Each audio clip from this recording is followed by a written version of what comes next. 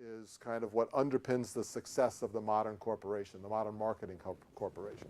And of course you know this. But the question is sort of how can marketers gather this data and use it in a way that doesn't require them to steal it from you, right? If you build a model on the idea that I own my data and it's a human right, what right does Google or Facebook or Axiom or any marketer to take my data without my knowledge and use it in ways that don't necessarily benefit me but benefit them? But, it's a big but, we have to find a way to allow corporations and marketers to use this data because, again, it underpins their business model. And perhaps there's a bigger threat.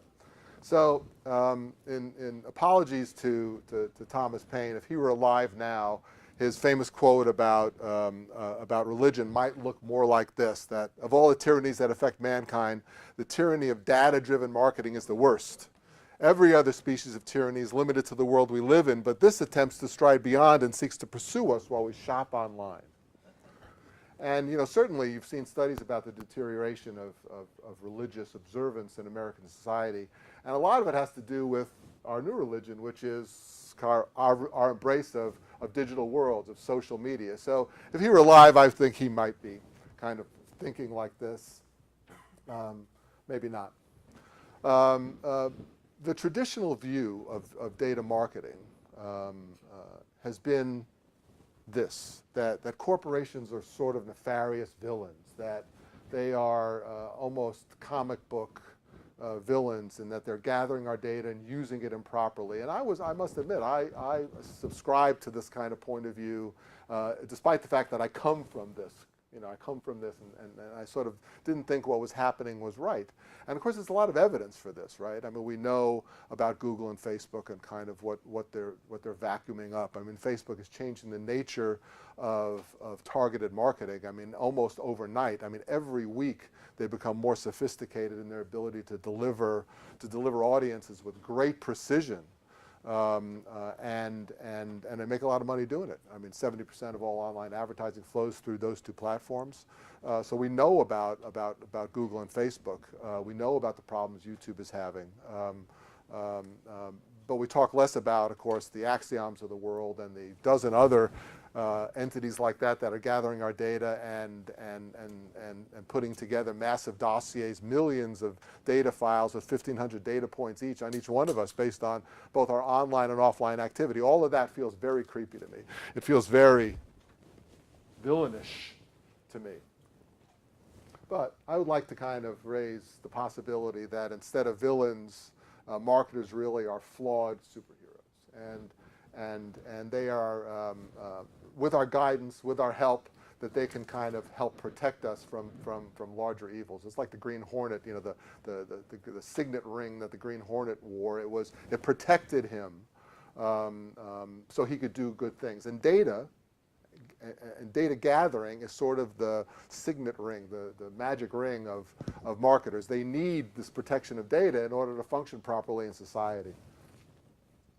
So for example, and we were talking about this earlier, Ed, the idea that corporations can butt up against government when government exceeds its reach was demonstrated first most vividly back in late 2015, early 2016, when Apple said no to the FBI's interest in getting a backdoor to access data from the San Bernardino terrorist shooter's iPhone, right? 5 years ago, 5 years before, that would have never happened, I suspect, right? So what had changed? Why was Apple willing to say no to the government? Not only did they say no to the government, they did it in a public way. They didn't just quietly try to work this out behind the scenes. They said to their public and enlisted their public in saying no to the government. They sort of stood fast against the government. Now, whether you agree or not with that position, that maybe they should have turned it over, they shouldn't have, that's not the point. The point is that they were willing, for the first time in American history, for a major corporation to publicly call out the government and say, what you're asking us to do is wrong, and we're not going to do it. And they did it. And a little while later, the cavalry came in and other tech companies came in and said, yeah, this is right. We shouldn't be asked to do this. The first time the tech industry got uncomfortable with government intrusion was back when Edward Snowden, of course, in 2014, revealed what the NSA was doing with data, and all of them suddenly told their customers that, hey, if the government asks for your data, we're going to tell you. So they began the conversation. But now they'd escalated it a bit. They were saying no to the government. They said, no, we're not going to do this. And it wasn't always like this. I mean, you have to fully appreciate that 20 years ago, this would have never happened, that corporations basically lobbied and hoped for the best. They sort of made campaign contributions, they worked in the shadows, they tried to influence policy, but they no sooner would have publicly called out the government than they would call out their shareholders, right, or call out their CEO. It just didn't happen. So there's been an evolution. So I want to take you a little bit through the journey of sort of how corporations have evolved from what they were 20 years ago to what they are now, and the role that data might play in keeping them healthy. I want to start by showing you a little video, a little movie. It's always good to show a movie. There's one of my favorite movies that depict the marketing industry and corporations in the most negative way is a movie called Thank You for Smoking. It's based on a book from 1994 about fiction about tobacco lobbyists. Nick Naylor, tobacco lobbyist, is featured in this, and all of the stereotypes about business and what you expect from business are captured beautifully in this movie. So I want to show you the trailer to this, which I think will kind of level set where corporations came from.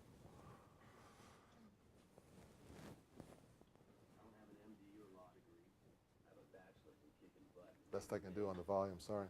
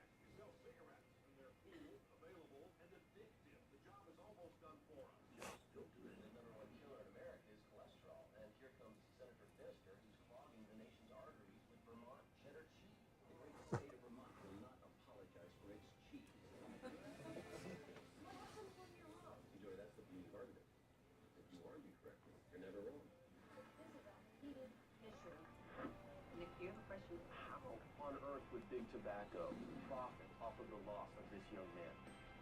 It's in our best interest to keep Robin alive and smoking. My other interviews have pinned you as a mass murderer, bloodsucker, and profiteer. And my personal favorite, hippie Mephistopheles. I'm a man of the people. Rock on, Kennedy. Family now. Tobacco takes care of his own. Michael Jordan plays ball. Charles Manson kills people. I talk. Thank you for smoking. Sony has a futuristic sci-fi movie they're looking to make. Cigarettes in space.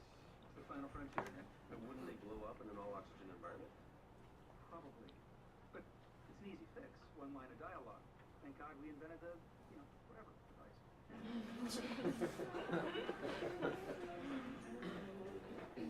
So popular culture sort of captures kind of themes in society in a really good way. And that's really the way most of America viewed corporations in the 1990s and early 2000s. It's this kind of, that behind the scenes things they're trying to rip me off, they're spinning everything, it's not right. Well, a lot has changed since then. And I want to sort of fast forward now to Super Bowl 2017. And this is coming kind of a couple of months after the immigration debate or after a few months of the immigration debate kind of affecting America, and advertisers had an opportunity, big businesses had an opportunity for the first time to weigh in on the first important public debate of the Trump administration. And again, remember that corporations were never willing to kind of take on government. Apple was willing to take on government in a way that was related to their business, but never in a direct confrontational way. Now here comes the Super Bowl, and even before the Super Bowl, this advertisement by Anheuser-Busch was viewed by more than 14 million people online. 7 million people on Facebook had seen it, and half of those liked it. So there was a social meme surrounding this commercial, and this is an Anheuser-Busch commercial, and it's got very little to do with beer and a lot to do with the issue of the day.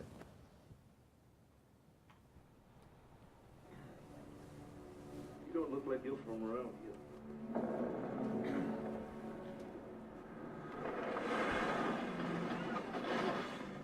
Warum bist du aus Deutschland? I want to brew a beer. Welcome to America. We don't want to hear. Go back home.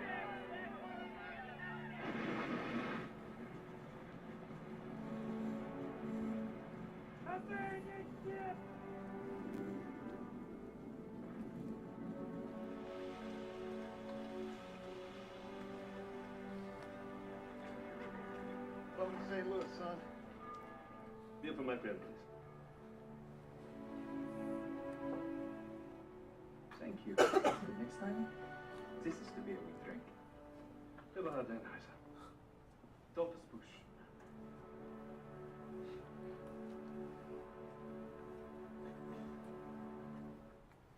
Now they managed to get Budweiser in there at the end, right? But the important thing for me is that they were delivering a very definitive statement about how Anheuser-Busch feels about immigration. That this is our values, this is where we come from, this is what we're about. And they were calling out the President of the United States in a very public way, the biggest stage in the world, the biggest marketing stage in the world, which is Super Bowl Sunday. And they were calling him out. This is sort of such a dramatic change from where things were before. So my first takeaway for you is that relevance is the new reputation. So if you're a marketer, you need to be relevant. And in order to be relevant, you need to be closely associated with your core values. You need to be visibly walking the talk. You cannot, on the one hand, say we're a company that was built by an immigrant, and on the other hand, not say anything when your president's saying immigration is bad, because your stakeholders are relying on you. Relevance is viewed through the eyes of your stakeholders. It doesn't matter what you think. You're relevant if your stakeholders think you're relevant.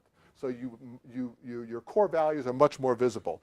And if you're not relevant, you don't exist. I mean, Budweiser, Anheuser-Busch, one of the largest kind of producers of beer in the world, could go like that if they become irrelevant, right? We've seen brands, you could become Sears overnight if you're not relevant.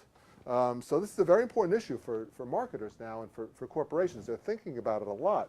And the model I like to kind of use to reference it is this model by Simon Sinek at Harvard Business School. He calls the golden circle, where he talks about there are three characteristics. There are three things you can talk about as a person, as a corporation, as an entity of any kind. And this is, you can kind of use this to talk about yourself. What's your story? How do you build your narrative? There's a what, in other words, kind of what you do, how you do it, but more importantly is why. And corporations always used to talk about this stuff, right? We make the best computer, we can get your teeth whiter. More and more, they're talking about why, because the values-driven marketing is what makes you relevant. And values-driven marketing also is what I believe is making corporations a visible societal force for good, potentially. You know, this used to be called CSR, so I won't spend a lot of time talking about this, but you need this reference point, that corporations, when they began thinking about relevancy, were building this model. And this was what they talked about. They needed to be profitable, they needed to obey the law, they needed to be ethical, and they needed to be philanthropic. That was the way they defined their role in larger society. They needed to give to the Little League, take care of their community. This was sort of the model, but it was not an external model. It didn't call for them to take on government on important issues. It said, just be a good corporate citizen and take care of business. basically. 2005 or so, that model began to evolve because of pressure from NGOs. NGOs said that's not enough. Corporations need to lead. They have a responsibility. So this sort of triple bottom line became the dominant thinking inside corporations about how they viewed their role in society. Not every corporation. I can give you a lot of examples of corporations who completely ignore this. And I'm not talking about those exceptions. I'm talking about the leaders who are redefining the way corporations behave. And I'll talk about some of those corporations in just a minute, who they are. But of course, there's an economic kind of underpinning. You got to make money. You're in business. You got to make money. There's environmental underpinning, which is a little different than the CSR model. You need to not have an impact on the earth. You need it to be sustainable. And then the social piece opened the door for activism. Social means you need to take care of your employees, you need to take care of your communities, and you need to take care of your society. You know, for those of you who are Jewish, there's a concept in Judaism called tikkun olam, which is to make the world a better place, make your corner of the world a better place. And I like to think that corporations have adopted that kind of point of view through their social triple bottom line. So now the door was open for them to do stuff, right? Now they had kind of a license, if you will, to do the right thing. There was a model for them to refer to and talk to their shareholders about. There was even a restructuring of U.S. tax code to allow for corporations to have a legal structure that didn't prevent them from doing the right thing, right? A lot of C corporations say we can't do that because it's bad for business. Well, if you're a B corporation, it's okay to do that. It's sort of, you know, being a Schedule B corporation is to business what the fair trade certification is to coffee and bananas, and what the USD organic certification is to milk and produce. It means that you are responsible to your shareholders and you're responsible to society. And as many as 30 to 35% of early stage companies, when they go from a place where it's just an LLC to a structure that requires shareholders, almost a third adopt this Schedule B model. There's no reason not to, right? I mean, it's a way for them to talk about their values to their employees and their customers. It's a way for them to still make money, right, and have shareholders. And I would argue that this is a trend of the future, that more companies are going to be required to be in this space as opposed to just choose to. And the most important reason for corporations to do this is that their stakeholders expect them to. Edelman, my former employer for the last 12 years, has been doing a global study of trust around the world. They do 10,000 studies around the world, interviews around the world of kind of trust. And people expect, stakeholders expect business to be a leader in addressing these societal issues. This isn't something that is a nice to have. They expect business to be able to take on these issues because there aren't a lot of functioning components of society that have the resources to actually make a difference, right? So you have this context now where your shareholders expect you to kind of live up to your why. Okay, it's no longer okay to talk about what you do and how you do it. You have to talk about why you do it, and there's an expectation that you will act on that. So, takeaway 2. Relevance is achieved through storytelling. How do you become relevant? You have to tell your story. That's true for people too. I ask my students, I say, what's your story? Tell me your story. Tell me your narrative. And they'll say, oh, I come from here, I do that. And I say, no, that's not what I want. What's your story? What are you about? And so just as individuals need to learn to tell their story in modern society, corporations need to. Entities of any kind need to tell their story. And that's how you become relevant. So storytelling is an important new concept for corporations because they now have the digital tools to tell their story. It used to be more difficult to tell the story, and now the democratization of media, right? Everybody can be a storyteller. Everybody, including corporations. They can tell their story through multiple channels in the right way. And the thing is, the values need to shape that story. The story can't be bull. It cannot be a story that does not match your actions, does not match your history. It has to reflect your values, just as it does with us. Our stories are based on our personal values, our personal histories, right? Same thing is true for corporations. You know, and of course, I don't need to tell this group about why storytelling is now such a democratic opportunity, right? I mean, it is digital media that changed the nature of how stories can be told and who can tell them, right? Stories used to be heavily mediated, hence the word media. They are not heavily mediated anymore. This is 8 years, right? Look what's happened in that 8 years in terms of how the same event is captured. Each one of these people is a storyteller. They're capturing it, for their own nostalgic reasons, but they're also probably putting it on their Facebook feed. They're putting it on YouTube. They're doing God knows what with it, right? So they're all there doing things, whereas before you would have probably relied on CNN or the New York Times or the Washington Post to tell you about it. So digital media has created a new model for storytelling. So when marketing organizations think about how they tell their story, it isn't as simple as it used to be. It used to be you talked to the newspaper and you bought some ads. That's how you told your story in corporate America. This is the way it happened. Now those two bubbles still exist, but in different ways. But what's been added is really, really significant, both for individuals and for corporations who want to tell their story. There's his own piece. Now suddenly you can create compelling content on your own and publish it, deliver it in different ways. And, like Anheuser-Busch proved in their Super Bowl ad, they can deliver it without ever getting these guys involved. Without ever before they bought an ad, before there was an ad in the newspaper, they used social media to spread the story. 14 million people saw it before the thing ran on television. So this has created a model where every corporation is empowered to tell its story, every individual as well, but every corporation is empowered.